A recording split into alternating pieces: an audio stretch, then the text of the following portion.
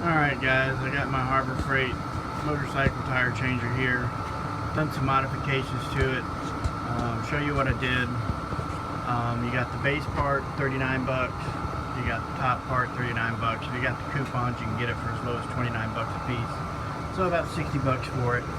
But modifications I did to it, the first thing I did was, if you look where the tires, where the wheel hooks on, it's just a straight piece of steel. Looks like it's not going to hold for shit. So went to the Nomar website, bought the Nomar spindles, had some scrap aluminum and steel, made aluminum and steel plate, drilled and tapped it, mounted it to the original Harbor Freight bracket.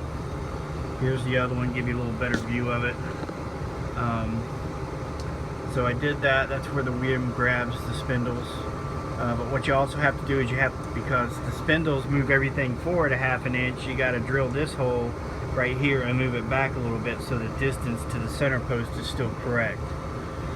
Another thing I did was I took old tire tube, cut a piece and put it inside here. What that does, it takes this play out and it makes it a lot tighter. Also put a piece of tube on the end here. I made a little piece right here to go underneath between the regular tire and motorcycle tire. It takes all the play out of that. It's nice and snug now. It makes a big difference.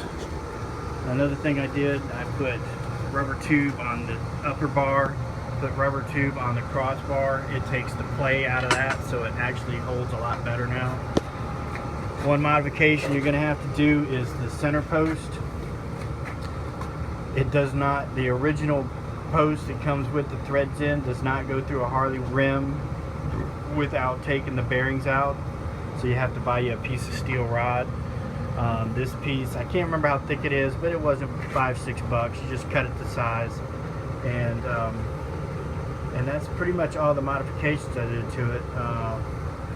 It's very easy to do. Some guys, I've seen some videos where guys take cutting boards and make pieces to fit this. I didn't want to do that. I used the spindles because I wanted as much grip as possible. So that's how this thing works. That's how I modified this thing. So let's put a tire on there and see how it works. All right, guys. So I just mounted an old Sportster rim on here to show you how this thing works. What you do is underneath. I don't know if you can see it very well, but there's my spindles grabbing the rims. You got one on each, 3 of them right here. You got the center post in the middle coming down through here. I do put a strap on here. It holds pretty tight, but it still will move a little bit. This center post right here, you want it spinning free when you got everything mounted. If it's tight, that means the bearing on the inside and your seal is being pressed up against this bar and it could damage it. So you don't want that, okay? So make sure that that is nice and loose. And everything's mounted. It doesn't, the tire will move, but the rim will still move a little bit. So that's the old this is my practice rim. I'm going to show you how this thing works on that. All right, guys, Sportster rim on, ready to go. Because I'm on my back deck here, I got this right above my head. I got to do things a little bit different. I got to use a spoon to get things started. I have rim protectors for this, but I'm not going to use them right now because it's an old rim. But I wouldn't do this without rim protectors first. But it helps me get this on. This is the original bar that comes with it. It's made for steel rims on cars. It's not made for motorcycles. I've seen guys use them, put plastic on the tip and stuff. Why risk it if I got nice wire rims. I'm not messing up my rims that Harley rim, you mess it up, it's 500 bucks. Got the Nomar D-mount bar. It's actually 125 bucks, but it's well worth the money. This thing works like a charm. So the spindles that I bought though were only 12 bucks for a set. That's a really good deal. So you definitely do not want to use this. But if you do use it, you're going to have to modify that thing too. So the reason I use the spoon is it just makes it easier for me to get this D-mount tool in. And see, instead of really fighting it, all I got to do is that. kind of locks it in place. And pull it around, you got to hold your wheel. Hold on to it. And it pops right off. Now sometimes you can pull the bottom edge just right off again. I don't deal with that. It's a little hard for me because I'm old now. So why not use the steam mount bar and do the work for you. That's how easy it is to do. This tire's old, probably a little beat up, but it still works the same. Putting the tire on, piece of cake, spray a little soap and water on the inside of it.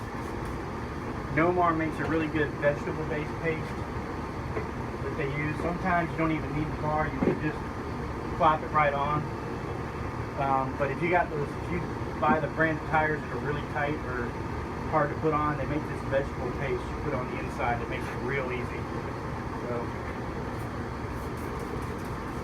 spray everything down again. This is another cool little tool from Nomar. It's like a fifth hand thing or whatever it's called. It helps hold the rim in place while you're getting started. Now when you're putting the rim on, you got to press up against the back side of the tire to give you as much slack as possible because it will tighten up.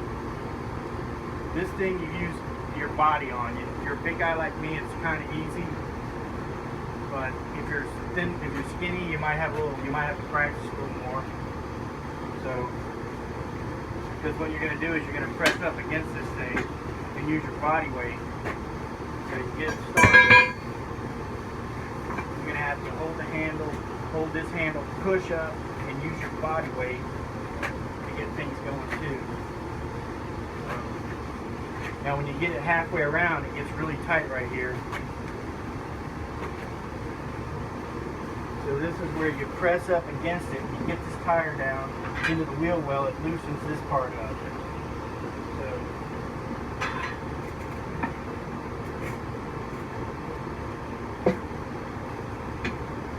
And that's how easy that is. So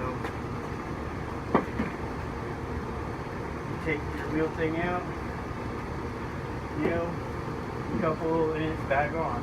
A couple little things, always do nozzle side up. And remember to do your directional arrows properly to make sure you put the tire on correctly. This tire's old, it doesn't have, oh here it is. There's usually a dot painted on your tire. I call it the nozzle dot because you're supposed to line it up with your air nozzle. It's part of the balancing thing. I just have the simple little Harbor Freight motorcycle balancer with the spindle. 49 bucks I think. I paid 30 with the coupon. So, and it works fine for balancing. The center bar is still loose, which means I did not damage my bearings. And then you're done. So that is the Harbor Freight modified Harbor Freight tire changer. If you're looking to save some money, this is what you need. The Nomar machine's a lot better, a lot nicer, but it's like $400 or $500. This is 60 bucks outdoors, so the rust, that's not bad. So, hope this helps.